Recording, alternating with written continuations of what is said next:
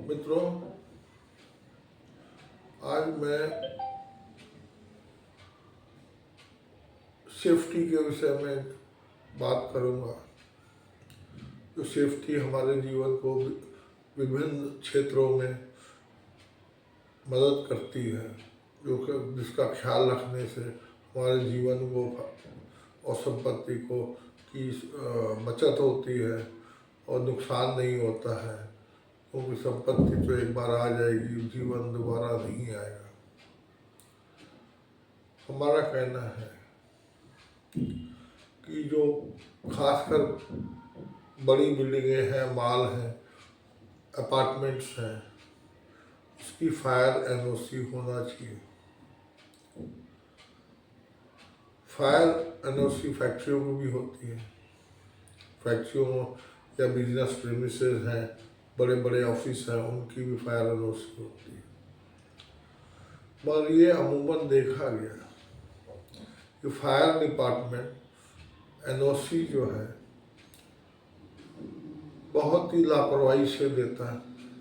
बहुत ही कम, किसी भी शहर में देखेंगे तो बहुत कम बिल्डिंगों में फायर एनओसी या अपार्टमेंट में फायर एनओसी होगी। फायर एनओसी को देने के बाद एक तो फायर ब्रिगेड डिपार्टमेंट दोबारा चेक नहीं करता, उसमें अपनी कंडीशंस लगा देता। लगाने के बाद वो समझते हैं कि मेरा काम पूरा हो गया, और जब आग लग जाती है, कुछ नुकसान होता है, तो उसमें फिर एक सौ का नोटिस या दे करके FIR कर करके अपना भागने का रास्ता निकाल लेते हैं। उसमें कहेंगे कि वो फायर मोटर काम नहीं कर रही थी, तो हमारी फायर एक्सटिंग्विशर काम नहीं कर रहे थे, यहाँ ये सामान रखा हुआ था जो नहीं रखना चाहिए, रास्ते बंद थे। तो इस तरह से चीज़ों को बीच में अचानक जो है फायर ब्रिगेड डिपार्टमेंट को चेक करना चाहिए कि क्या फायर एनओसी के कंडीशंस लागू हैं। इसके अलावा बहुत से डिपार्टमेंट ऐसे हैं जो डिपार्टमेंट मतलब फायर ब्रिगेड तो बहुत जगह जाते ही नहीं है या आलस में बैठे रहते हैं। बड़ी बड़ी बिल्डिंगें, सोसाइटीज़, फैक्ट्रियों में फायर एनओसी फैक्ट्री चल रही, छोटी फैक्ट्री चल रही है, और घरों में भी जो है इस तरह का फायर का कोई सिस्टम नहीं है। और जब आग लग जाती है तो फिर ये फायर ब्रिगेड डिपार्टमेंट आग तो बुझाने आते हैं, साथ में FIR कर देते हैं। तो हमारा कहना है यदि घटना घटने से पहले उसमें प्रॉपर नियम फॉलो किए गए हैं और चेक करे गए हैं, तो ये घटनाएं काफ़ी हद तक रोकी जा सकती हैं। इसमें इनकी लापरवाही भी है। अमूमन बहुत सारे लोग जो समझते हैं कि आग तो लगेगी नहीं, पर जब अचानक लग जाती है तो हाथ पैर फूलने लगते हैं, फिर कहते हैं यार ये व्यवस्था होनी, तब तक जीवन और संपत्ति की हानि हो जाती है। इस प्रकार, और ये स्थिति पूरे भारतवर्ष में है।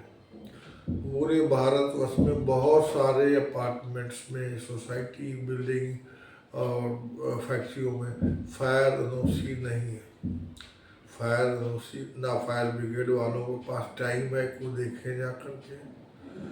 कोई घटना घट जाती है तो उसके बाद लेटर इशू करके अपना जो है FIR करके अपना काम पूरा कर लेते हैं, फाइल पूरी कर लेते हैं, जो कि बिल्कुल ठीक नहीं है।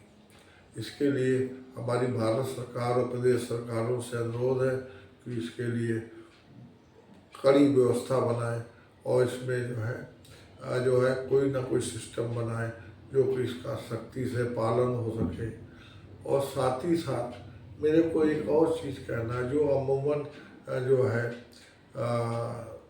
बड़ी बिल्डिंगों, अपार्टमेंट्स में जो है या घरों में कई बार जो कभी कभी ये जो है भूकंप आ जाते हैं, जिसको अर्थक्वेक भी कहते हैं, तो इसके विषय में भी जानकारी नहीं दी जाती है। ये फायर ब्रिगेड वालों को हर बड़ी बिल्डिंग एरिया में डेमो करना चाहिए और इसमें बताना चाहिए कि आग लगने की स्थिति में क्या करना चाहिए और अर्थक्वेक आने में क्या करना चाहिए। मेरा अपना मानना है कि आग जब भी लगती है कोशिश करें, यदि आपकी स्थिति नियंत्रण में है तो आप उसको फायर एक्सटिंग्विशर से या स्प्रिंकलर से बुझाने की कोशिश करें और उसके साथ साथ फायर ब्रिगेड को फ़ोन करें।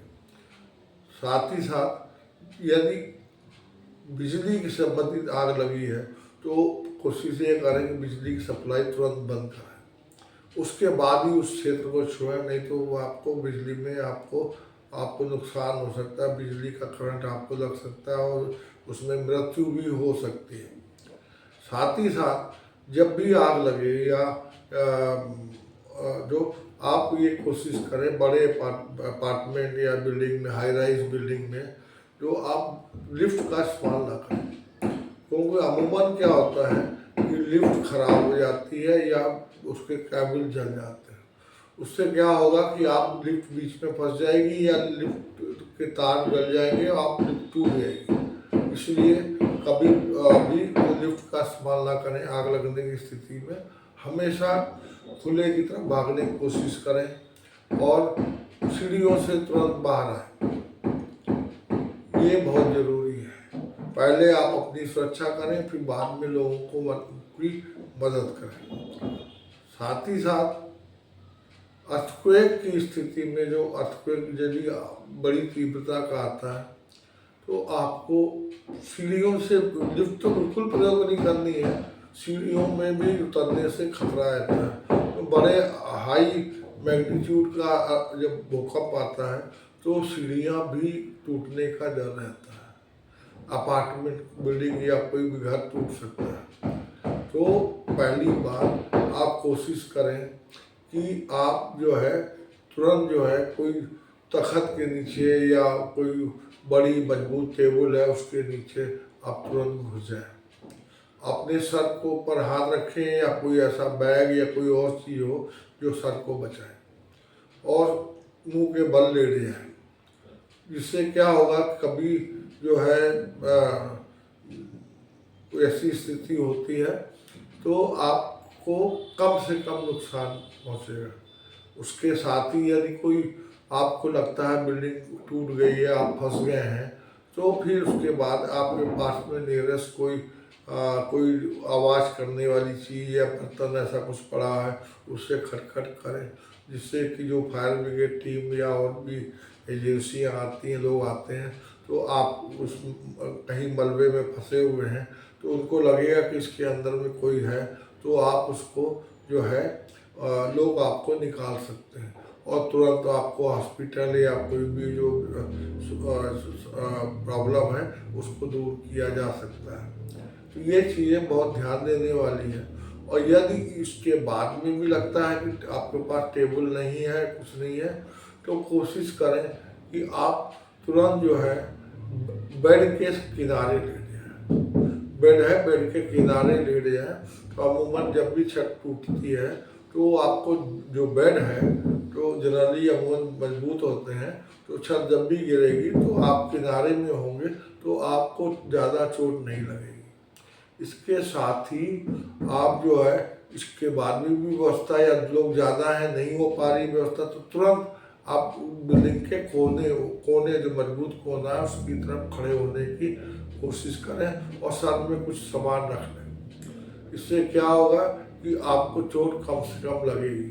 तो ये हमारा कहना है और हमारा जो है भारत सरकार से कहना है, प्रदेश सरकारों से, कि फायर और अर्थक्वेक के विषय में ज़्यादा से ज़्यादा जानकारी लोगों को दी जाए, उसका बचाव कैसे किया जाए, ये इस तरह का प्रचार प्रसार बहुत ज़्यादा किया जाए, क्योंकि कोई अच्छे समय को सब मानते हैं, खराब समय नहीं आएगा तो हमको सोचने की क्या ज़रूरत।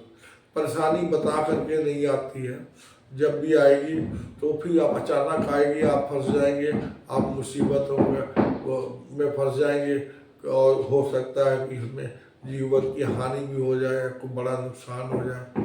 तो इससे आप बचें और ये हमारा वीडियो आप ध्यान से सुने, इसको शेयर करें और सब्सक्राइब करें और शेयर करें।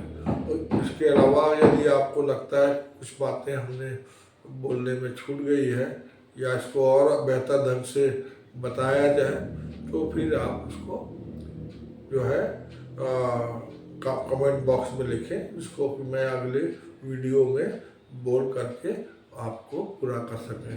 धन्यवाद।